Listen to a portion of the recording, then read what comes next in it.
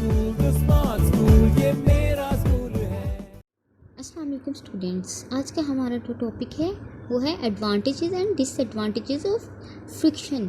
Friction को हम लोगों ने पढ़ा है, उसके बाद आज हम लोगों ने देखना है कि फ्रिक्शन के एडवांटेजेस क्या हैं, कहाँ कहाँ ये फ़ायदेमंद है और इसके नुकसान क्या है, कहाँ पे ये हमें नुकसान पहुंचाती है जहाँ इसकी ज़रूरत ना हो। हम इसको स्टडी करते हैं। Friction has the advantages as well as disadvantages. Friction के क्या है, एडवांटेजेस भी हैं और डिसएडवांटेजेस भी हैं। हर चीज़ के कुछ ना कुछ एडवांटेजेस होते हैं और कुछ डिसएडवांटेजेस होते हैं। Friction is undesirable when moving at high speed because it opposes the motion and दस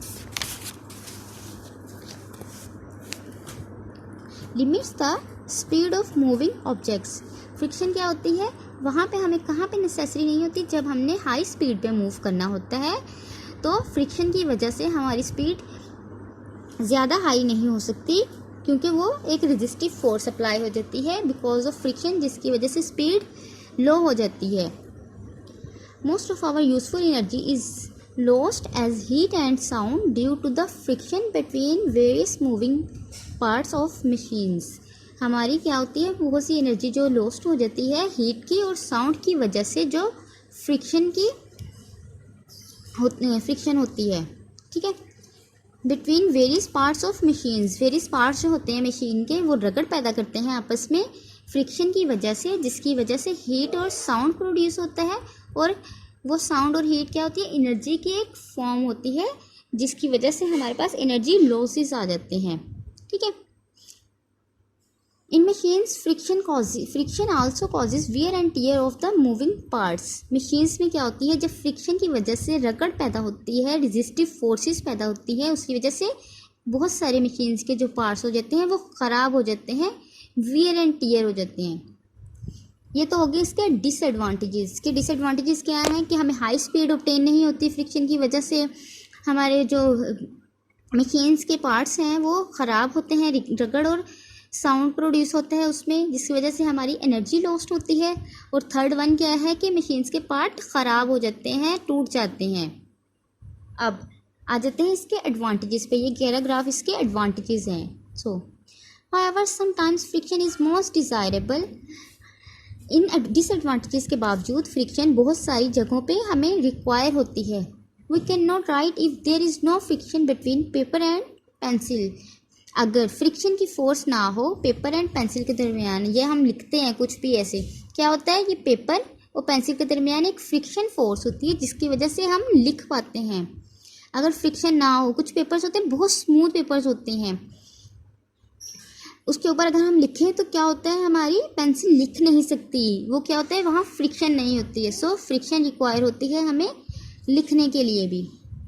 friction enables us to walk on the ground. Friction क्या करती है, हमें ग्राउंड के ऊपर वॉक करने के काबिल अहल बनाती है।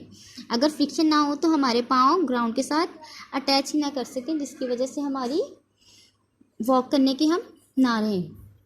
We can not run on a slippery ground.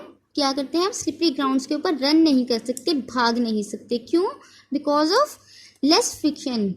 ऐसी मार्बल्स या किसी भी मार्बल के ऊपर जब पानी गिरा हो तो वहाँ पे फ्रिक्शन की वैल्यू कम हो जाती है, जिसकी वजह से हम वहाँ पे वॉक नहीं कर सकते, रन नहीं कर सकते। फ्रिक्शन रिक्वायर है वॉक के लिए। A slippery ground offers very little friction, hence anybody who tries to run on a slippery ground may meet an accident. क्या होता है, स्लिपरी ग्राउंड्स के ऊपर फ्रिक्शन की वैल्यू बहुत कम होती है, जिसकी वजह से कोई अगर वहाँ चलने की कोशिश करे तो वो एक्सीडेंटली गिर सकता है और चोट लग सकती है। Similarly, it is dangerous to apply brakes with full force to stop a fast moving vehicle on a slippery road. ये लास्ट जो पैराग्राफ में हम लोगों ने लास्ट टॉपिक में पढ़ा था, ये वही चीज़ आ गई है कि जब हम वो वेरी हाई स्पीड पे मूविंग व्हीकल को रोकने के लिए ज़्यादा रेजिस्टिव फोर्स, ज़्यादा फोर्स लगा के उसको रोकने की कोशिश करते हैं तो वो स्लिप हो सकती है because of less friction.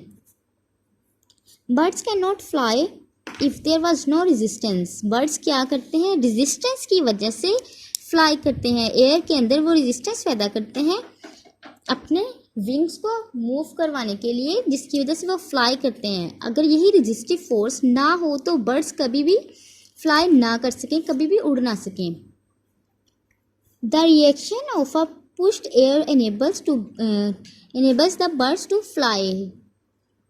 Birds किस तरह से मूव करते हैं, अपने विंग्स को एक खास डायरेक्शन में मूव करवाते हैं, तो एयर क्या करती है, ऑपोजिट डायरेक्शन में मूव करना स्टार्ट कर देती है। जिस तरह से हमने व्हील का पढ़ा था कि बर्ड के जो विंग होगा वो एक्शन फोर्स लगाएगा और एयर रिएक्शन फोर्स के तौर पर ऑपोजिट डायरेक्शन में मूव करेगी, जिसकी वजह से बर्ड आगे को मूव कर सकते हैं। ठीक है। दस in many situations we need friction while in other situations we need to reduce it as much as possible.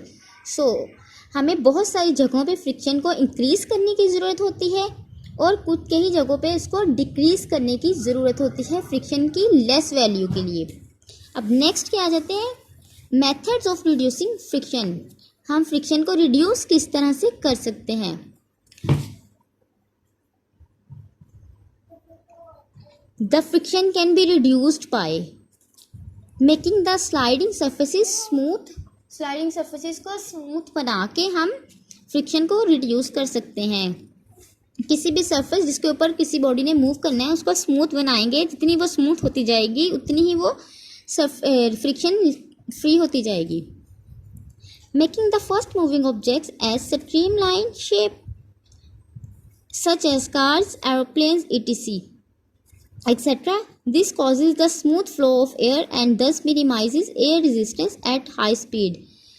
और दूसरा ये मेथड क्या है कि हम उस लोग किसी भी मूविंग ऑब्जेक्ट्स की गाड़ियों की शेप किस तरह से बना दें, sharp shape, fish like shape बना दें। इस तरह से उनकी शेप, जैसे ये आपको दी गई स्ट्रीम लाइन, इसको स्ट्रीम लाइन बोलते हैं, जिसकी वजह से यहाँ पे फ्रिक्शन लेस होती जाएगी, एयर इजीली पास आउट कर जाएगी और फ्रिक्शन रिड्यूस हो जाएगी।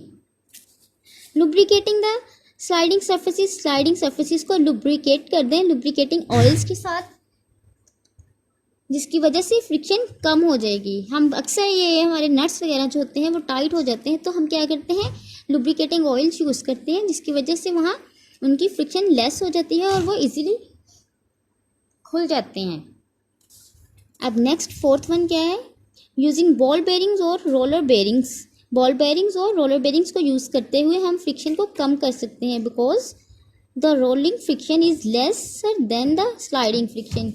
किस तरह से, क्योंकि जो रोलिंग फ्रिक्शन होती है वो स्लाइडिंग फ्रिक्शन से कम होती है, जिसकी वजह से बॉल बेरिंग्स और रोलर बेरिंग्स में फ्रिक्शन वैल्यूज़ लेस होती हैं as compare to sliding frictions.